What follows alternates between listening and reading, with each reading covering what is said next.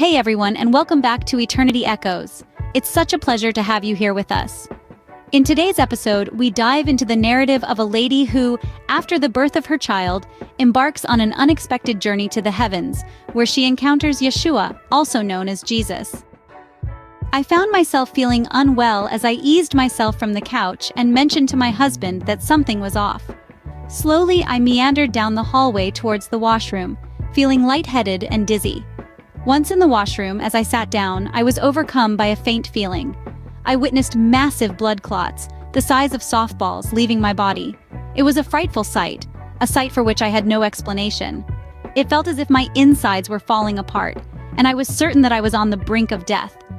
Fear took over me, and I decided to succumb to the situation, closing my eyes, letting go. As soon as I did, I met with a rush of noise and a feeling of being propelled by an external force. When I dared to open my eyes again, I found myself standing upright, moving rapidly through what seemed like a dark tunnel. I was certain I had crossed over to the other side, yet strangely, I felt no fear. Looking around, I sensed the presence of others, all of us traveling together, all made up of light. There was a figure standing slightly behind me towards my right, offering me comfort with a gentle hand on my shoulder. To move, the light grew larger and larger, until finally, we were engulfed by it. White light, filled with heavenly bodies singing in unison. The air was pulsating with joy and love. Feeling was unlike anything I had ever experienced on Earth. Earthly words and experiences just don't do justice. But I urge you, try to imagine, even though it's beyond our mortal comprehension. I left that room and found myself outdoors walking along a sidewalk wide enough for 4 people to walk abreast and still have comfortable space for each of them to walk and interact with each other. There were others around me, but they all seemed intent on talking with each other and didn't take notice of me.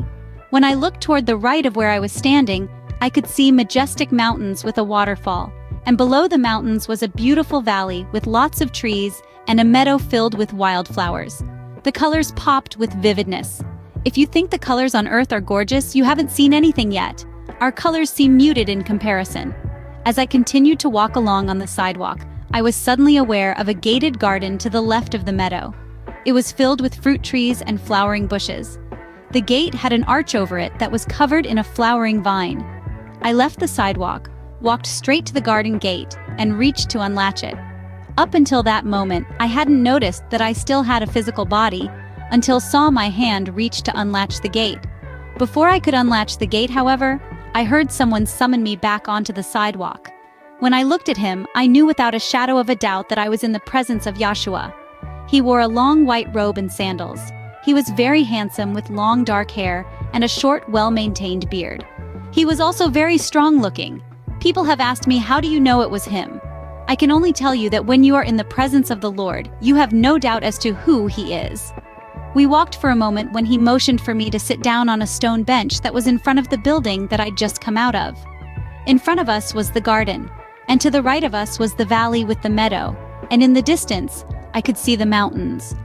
Over my right shoulder and behind the bench was another building. The sidewalk we'd been walking on led to that building.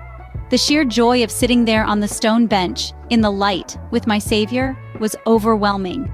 I felt as though I'd come home. It was here that he told me that I still had work to do and I couldn't stay there. I needed to go back. I pleaded with him to let me stay. He reminded me of my children and how much they needed me. My daughter was 2.5 years old and my son was only 7 days old. Still, I begged and pleaded to be allowed to stay. It was then that I heard my name being called, but I heard it like a whisper in my ear.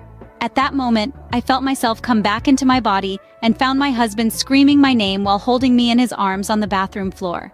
Later, he told me that when he found me, I was as white as a sheet, covered in blood and in the death convulsion. His scream of my name on earth is what I heard as a whisper in my ear, and it brought me back to earth.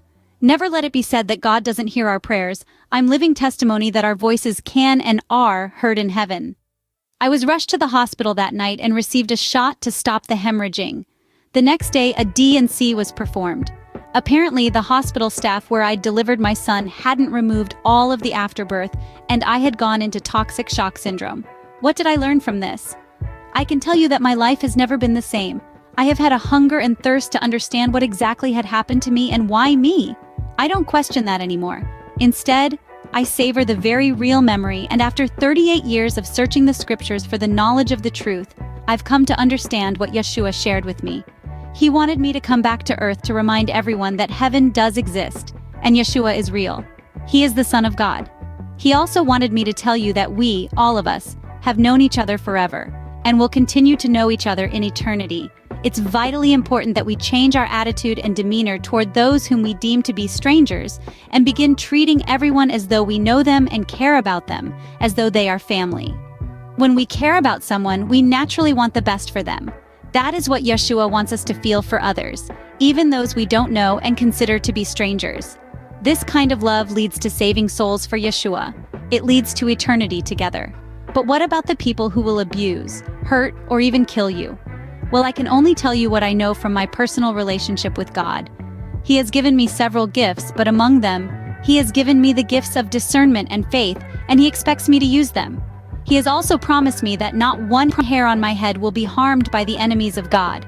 Wow, what an experience. I find it really interesting that she could hear her husband's screams as a whisper in heaven. Let me know what you all thought of this one in the comments, and if you loved hanging out, please like and subscribe. Until next time, sending lots and lots of love.